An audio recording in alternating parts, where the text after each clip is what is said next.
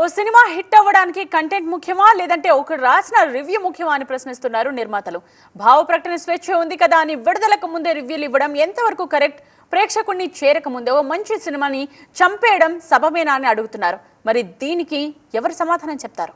Family star సినిమాకు ముందు నుంచి నెగటివిటీ బాగా స్ప్రెడ్ చేశారు. సోషల్ మీడియాలో పరిస్థితులు మరీ దారుణంగా ఉన్నాయంటున్నారు దిల్ రాజు. విడుదలకు ముందే నెగటివ్ రివ్యూలు రాశారని, మంచి సినిమాను ప్రేక్షకుల వరకు కూడా తీసుకెళ్లకుండా ఈ రివ్యూలు సోషల్ మీడియా అడ్డుకుంటోందని ఆవేదన వ్యక్తం చేశారు దిల్ రాజు. ఈ సినిమా రిలీజ్ కాకంటే ముందే సోషల్ మీడియాలో కానీ రివ్యూస్ పరంగా కానీ ఈ సినిమా పైన చాలా నెగిటివ్ వైబ్సే ఉన్నాయి. నెగిటివ్ వైబ్స్ ఉన్నప్పుడు నేను ఒక అతను థియేటర్లో నేను అడిగితే, సార్ నేను మా ఆవిడ టికెట్ బుక్ చేసింది కాబట్టి వచ్చాను, యాక్చువల్లీ మీ రివ్యూస్ చూసినా సోషల్ మీడియాలో చూసినా ఏం వెళ్తాంలే అనుకున్నా, వచ్చి చూసాక నాకే షాకింగ్గా ఉంది.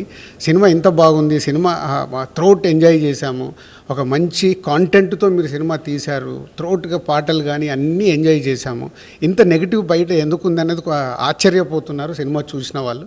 ఓ సినిమా విడుదల కాకముందే రివ్యూలు రాయడం అనే సంస్కృతి ఈ మధ్య ఎక్కువైపోయింది. మెయిన్ స్ట్రీమ్ మీడియాలో రివ్యూ అనేది సద్విమర్శలా ఉంటుంది. ఏది బాగుంది, ఏం బాలేదు అని చెబుతూ ఉంటారు.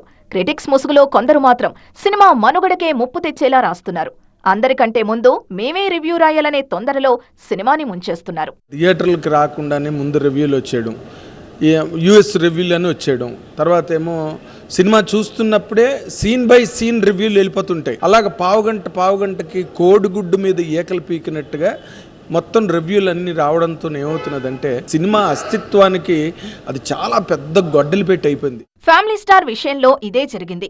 యుఎస్ ప్రీమియర్స్ కూడా పూర్తి కాకముందే రాడ్ స్టార్, వేస్ట్ సినిమా అంటూ రివ్యూలు ప్రత్యక్షమయ్యాయి. ట్విట్టర్లో హ్యాష్ ట్యాగులు దర్శనమిచ్చాయి. మొన్న సంక్రాంతికి గుంటూరు కారం సినిమా విషయంలోనూ ఇదే జరిగింది. సో అదే చెప్తున్నాను నేను, సినిమా చూశాక ఎవరి పాయింట్ ఆఫ్ వ్యూ వాళ్ళకు ఉంటుంది. ఇప్పుడు రివ్యూస్ వాళ్ళ పాయింట్ ఆఫ్ వ్యూ మొన్నే చెప్పాను నేను, వాళ్ళ పాయింట్ ఆఫ్ వ్యూ వాళ్ళది రైట్ అయి ఉంటుంది. బట్ ఇది పెద్ద సొసైటీ, కొందరి వల్ల రివ్యూ చూసో ఈ సోషల్ మీడియాలో చూసే ఆగిపోయే ఆడియన్సే ఎక్కువ ఉంటారు. అవే కలెక్షన్స్ పైన ప్రభావం చూపిస్తుంది.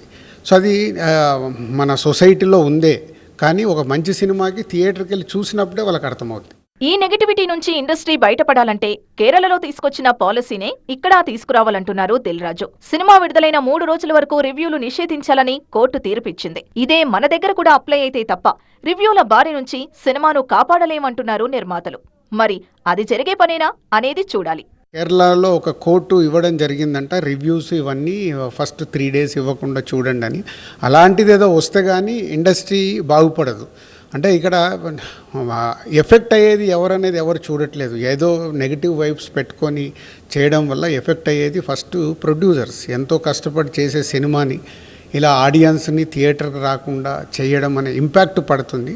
సో దీని ద్వారా పోను చాలా డ్యామేజులు జరిగి ఇంకా సినిమాలు ఏం తీస్తాంలే అనే వాళ్ళే ఎక్కువ మంది అవుతారు.